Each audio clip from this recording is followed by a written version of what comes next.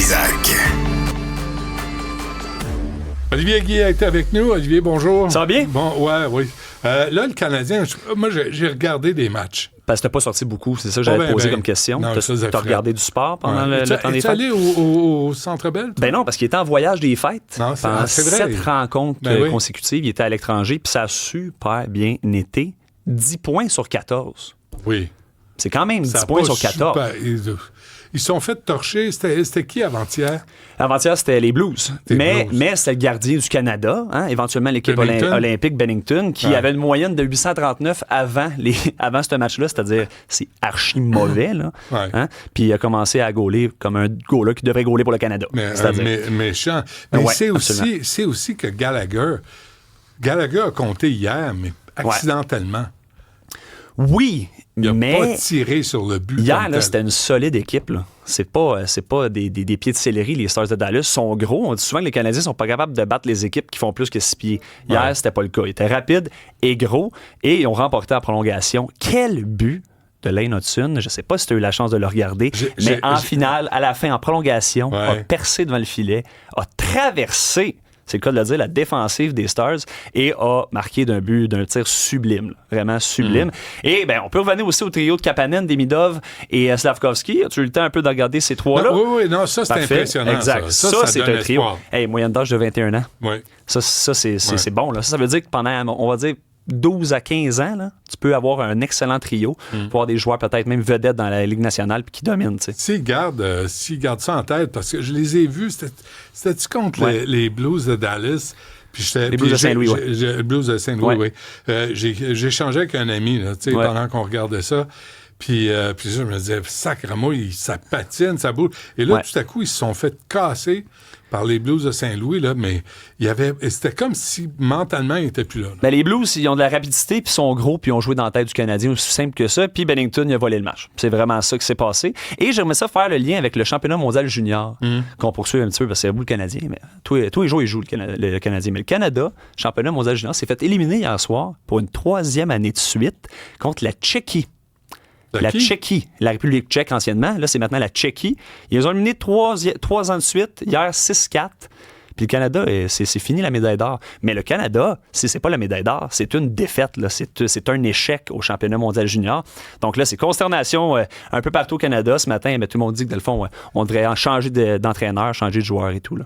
J'ai pas lu, Olivier, que...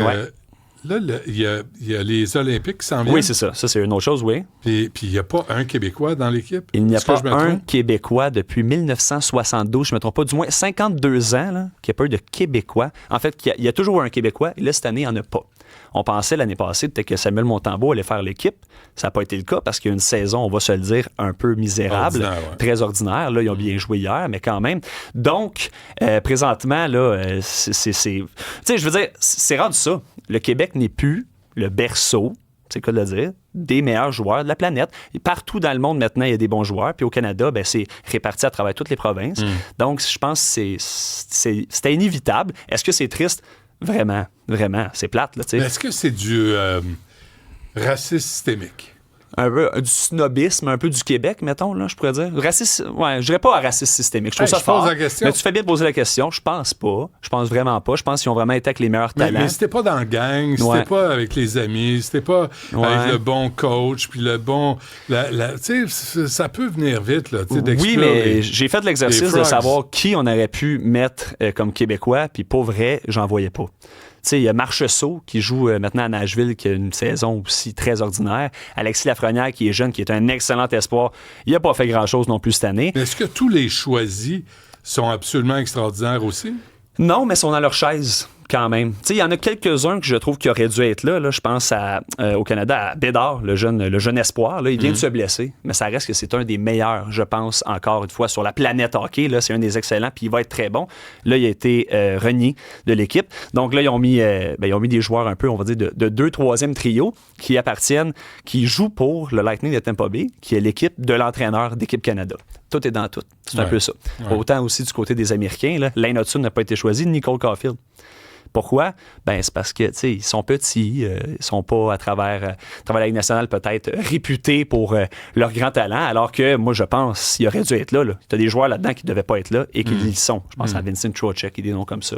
Je les connais pas. Ben, c'est ça. Je les connais pas assez. Ben, exact. Ben, pour revenir aussi, tu sais, sur le Canadien, en ce moment, on est 6e dans la Ligue nationale. C'est excellent.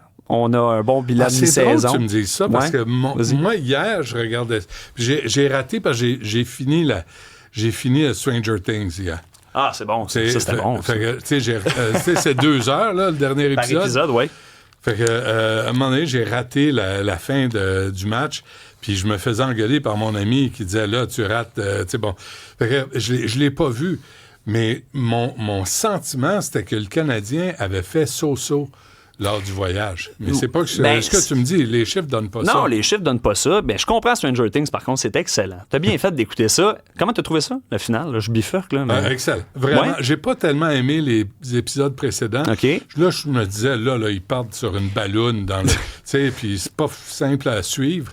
Mais la finale, l'affaire gay là, de Will, là, j'ai trouvé ça un peu niaiseux. Ah, en plein milieu de l'épisode, là, qui prennent 2 minutes complet là, pour dire moi aussi. C'est comme.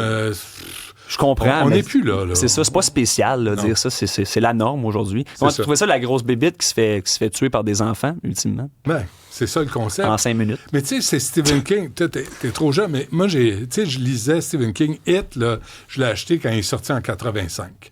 Puis Stephen King disait, c'est le dernier que je vais écrire. Et toute l'image, puis même dans la série Stranger Things, tu as des références à Steven Spielberg et à Stephen King. Tu sais, il y a des livres qu'ils lisent, là, c'est ça. Puis là, fait que j'étais pas étonné que ce soit des ados qui tuent la bébite. C'était sympathique, mais c'est juste que, tu sais, à la fin, on dirait que tout était un peu facile. J'ai trouvé à la fin de cette série-là, mais je l'ai écouté assidûment, là. C'est pour ça aussi que les gens... C'est pas facile de finir une série de Non, vraiment pas. Exactement. C'est sûr que tu vas décevoir tout le monde. C'est certain. C'est juste que certains aspects de la série, je trouve, est un petit peu boboche à la fin, du moins précipité. Tu sais, il restait 2 heures là, pour clore, mettons, je pense, 15 énigmes encore qu'on avait la veille. Hein, quand même. Ouais. Puis Henry, puis Vecna. Mais c'est quand même une œuvre intéressante à suivre. C'est original. Puis c'est vraiment free. Unique. Bon, Olivier Guillet, merci d'avoir pris la relève. Puis nous, si tout va bien.